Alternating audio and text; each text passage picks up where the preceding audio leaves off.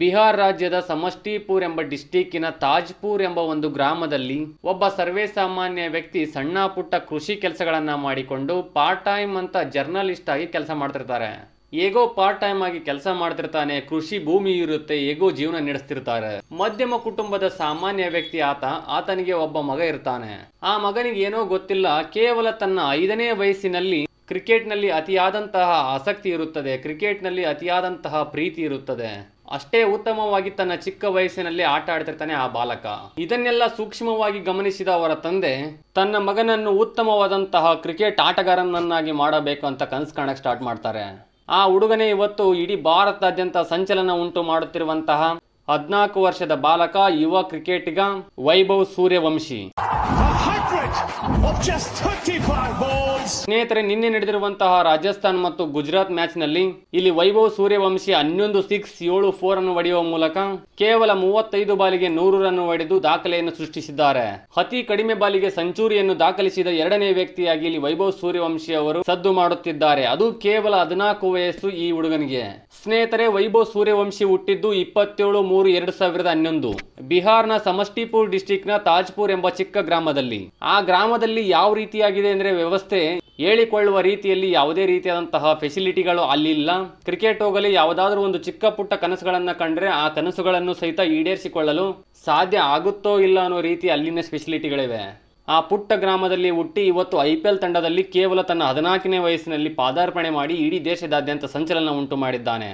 ಆತನ ತಂದೆ ಮಗನನ್ನ ದೊಡ್ಡ ಕ್ರಿಕೆಟ್ ಆಟಗಾರನನ್ನಾಗಿ ಮಾಡಬೇಕು ಅಂತ ಮೋತಿಪುರ್ ಎಂಬಲ್ಲಿ ಒಂದಿಷ್ಟು ಚಿಕ್ಕ ಜಮೀನಿರುತ್ತೆ, ಆ ಜಮೀನನ್ನ ಮಾರಾಟ ಮಾಡಿ ಸಮಷ್ಟಿಪುರ್ ಡಿಸ್ಟಿಕ್ಗೆ ಬಂದು ಬ್ರಿಜಿಸ್ ಜಾ ಎಂಬ ಕ್ರಿಕೆಟ್ ಕ್ಯಾಂಪಿಂಗ್ಗೆ ಸೇರಿಸ್ತಾರೆ.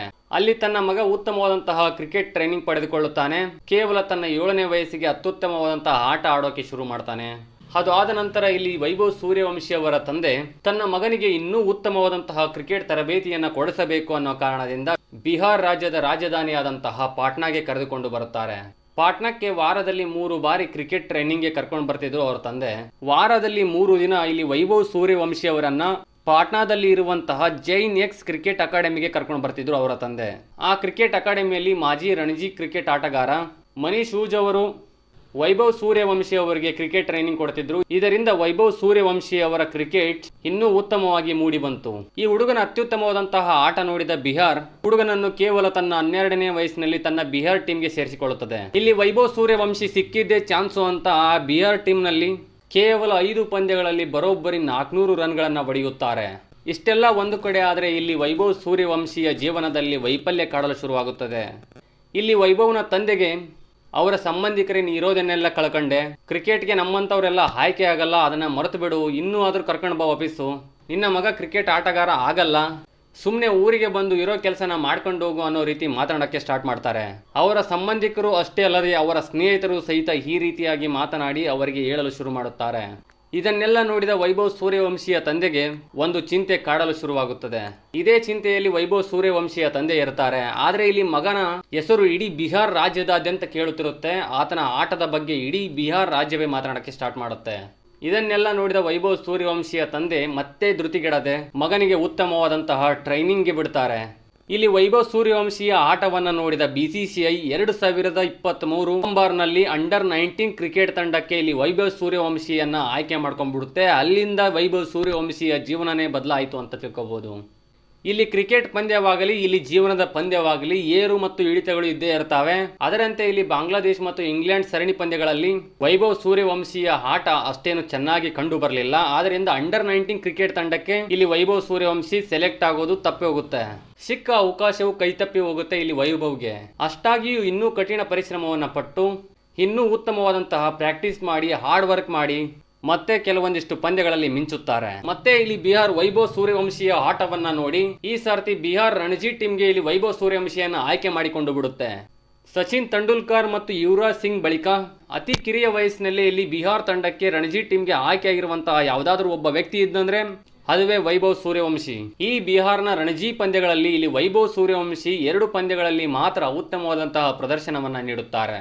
ಇದನ್ನ ನೋಡಿದ ಬಿಹಾರ್ ಕ್ರಿಕೆಟ್ ಮಂಡಳಿ ಇಲ್ಲಿ ವೈಭವ್ ಸೂರ್ಯವಂಶಿಯನ್ನ ಮತ್ತೆ ಡ್ರಾಪ್ ಮಾಡುತ್ತದೆ. ಅದು ಆದ ನಂತರ ಮತ್ತೆ ಇಲ್ಲಿ ಬಿಹಾರ್ ವೈಭವ್ ಸೂರ್ಯವಂಶಿಯನ್ನ ಮತ್ತೆ ಇನ್ನೊಮ್ಮೆ ಆಟಕ್ಕೆ ಕರೆದುಕೊಳ್ಳುತ್ತದೆ. ಇಲ್ಲಿ ವೈಭವ್ ಸೂರ್ಯವಂಶಿ ಉತ್ತರಾಖಂಡ್ ವಿರುದ್ಧ ಬರೋಬ್ಬರಿ 91 ರನ್ಗಳನ್ನ ಬಾರಿಸಿ ಮಿಂಚಿ ಬಿಡುತ್ತಾರೆ. ಮತ್ತೆ ಇದು ಆದ ನಂತರ ಇಲ್ಲಿ ವೈಭವ್ ಸೂರ್ಯವಂಶಿಗೆ ಮತ್ತೊಮ್ಮೆ ಅದೃಷ್ಟ ದೇವತೆ ಬಾಗಿಲು ತಟ್ಟುತ್ತಾಳೆ. ಮತ್ತೊಮ್ಮೆ ಇಲ್ಲಿ ಅಂಡರ್ 19 ತಂಡಕ್ಕೆ ವೈಭವ್ ಸೂರ್ಯವಂಶಿ ಅವರು ಆಯ್ಕೆಯಾಗುತ್ತಾರೆ. 2024 ಸೆಪ್ಟೆಂಬರ್ನಲ್ಲಿ ಭರ್ಜರಿ ಇನ್ನಿಂಗ್ಸ್ ಆಡುವ ಮೂಲಕ ಆಸ್ಟ್ರೇಲಿಯಾ ವಿರುದ್ಧ ಕೇವಲ 67 ಬಾಲಿನಲ್ಲಿ ಸೆಂಚುರಿ ದಾಖಲಿಸುವ ಮೂಲಕ ವೈಭವ್ ಸೂರ್ಯವಂಶಿ ಅವರು ಮತ್ತೊಮ್ಮೆ ಸದ್ದು ಮಾಡುತ್ತಾರೆ. ವೈಭವ್ ಸೂರ್ಯವಂಶಿ ರಾಜಸ್ಥಾನ್ ತಂಡಕ್ಕೆ ಆಯ್ಕೆ. ರಾಜಸ್ಥಾನ್ ತಂಡದ ಕೋಚ್ ಆದಂತಹ ವಿಕ್ರಮ್ ರಾಥೋಡ್ ಅವರು ವೈಭವ್ ಸೂರ್ಯವಂಶಿಯ ಆಟವನ್ನ ನೋಡಿ ರಾಜಸ್ಥಾನ್ ಟೀಮ್ಗೆ ಕರೆಸಿಕೊಳ್ಳುತ್ತಾರೆ. ರಾಜಸ್ಥಾನ್ ಟೀಮ್ ನಲ್ಲಿ ವೈಭವ್ ಸೂರ್ಯವಂಶಿಗೆ ಒಂದು ಚಾಲೆಂಜಿಂಗ್ ಇರುತ್ತೆ. ಅತ್ಯಂತ ಟಫ್ ಮ್ಯಾಚ್ ನಲ್ಲಿ ವೈಭವ್ ಸೂರ್ಯವಂಶಿ ಅವರನ್ನ ಹಾಕಿ ಅಲ್ಲಿ ಅವರ ಪರ್ಫಾರ್ಮೆನ್ಸ್ ಯಾವ ರೀತಿಯಾಗಿ ಇರುತ್ತೆ ಅಂತ ಚೆಕ್ ಮಾಡ್ತಾರೆ ಇಲ್ಲಿ ರಾಜಸ್ಥಾನ ಕೋಚ್.